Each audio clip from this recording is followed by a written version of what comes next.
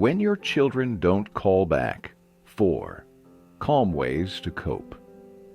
Have you ever sat by the phone, hoping it would ring, only to be met with silence? Maybe you sent a message and saw it was read, but still, no reply. Days turn into weeks. You tell yourself they're probably busy, but deep down, it still stings. You start wondering, did I do something wrong? Did they forget about me? If that sounds familiar, you're not alone. So many parents, especially after retirement or once the kids are grown, find themselves feeling quietly forgotten. The world keeps turning, but it feels like the people you love most have drifted out of orbit. It's painful, and it's real. But there are calm, healthy ways to cope and even thrive in the face of this silence. Today, let's gently talk about 4 peaceful ways to handle those moments when your children don't call back. Not by pretending it doesn't matter, and not by blaming, but by choosing understanding, strength, and self-respect. Let's begin with the first approach. The first calm way to cope is to shift expectation into intention. Instead of sitting by the phone and hoping they'll reach out, set an intention for your own day. You can still love and care for them deeply without putting your joy on hold, waiting for them to call. Say to yourself, today, I'm going to take a walk, write in my journal, or call a friend. These small acts remind you that your time is valuable and your happiness isn't dependent on someone else's schedule. This doesn't mean you stop missing them. It means you take the power back. You begin to fill your own cup first.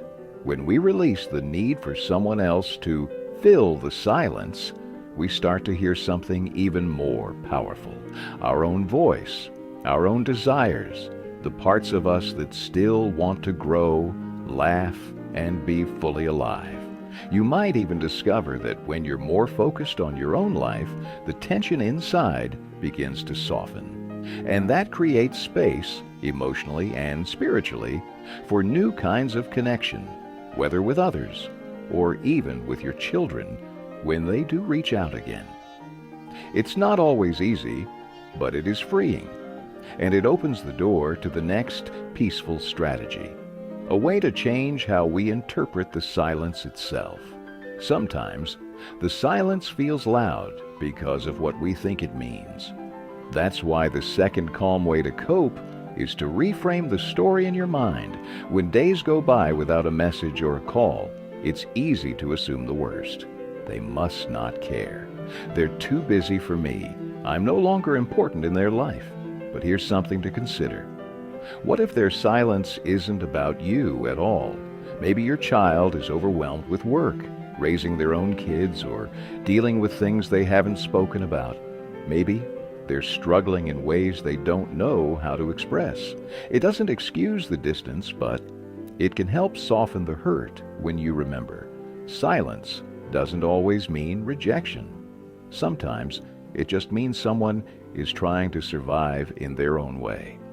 By changing the story from, they don't love me, to they might be going through something, you shift from pain to compassion.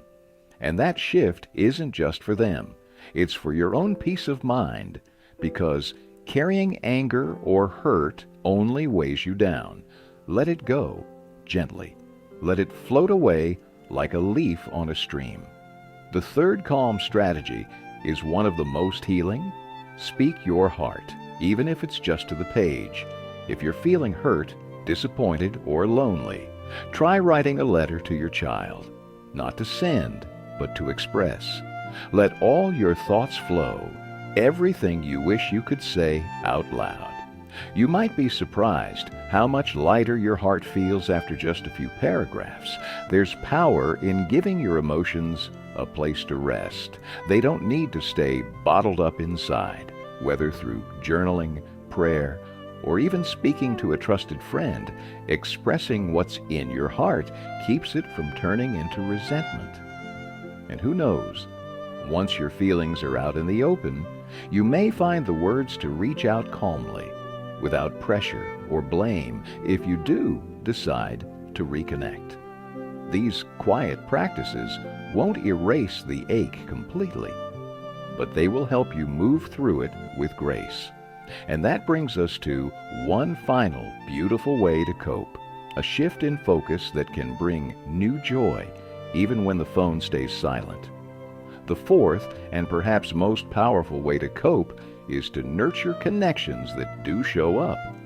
When your children seem distant, it's easy to forget just how many kinds of love still surround you. Maybe it's the neighbor who waves every morning, or the woman from your walking group who always checks in, or even the kind cashier who remembers your name. Start looking for the people who are present, even in small ways. Pour your warmth into those relationships. Say yes to the lunch invitation, the community class, the volunteer opportunity. When we invest in new or existing connections, something inside us begins to bloom again. It reminds us that we are still needed, still valued, still full of life to share. Sometimes it's not your child who needs to hear your voice. It's a grandchild, a friend, a neighbor, or someone you haven't even met yet. Your kindness, your stories, your wisdom, they matter. You are still a light in this world, whether your children call today or not. It's okay to feel sadness. You're human, and love runs deep. But don't let the silence write your story. You are more than unanswered calls. You are still growing, still loving, and still capable of joy. Some of the most beautiful chapters in life are written in unexpected places, through the people who do walk beside you, and through the strength you discover in yourself. So take a deep breath. Let go of what you can't control, and hold tight to what you can. Your attitude, your time, your kindness.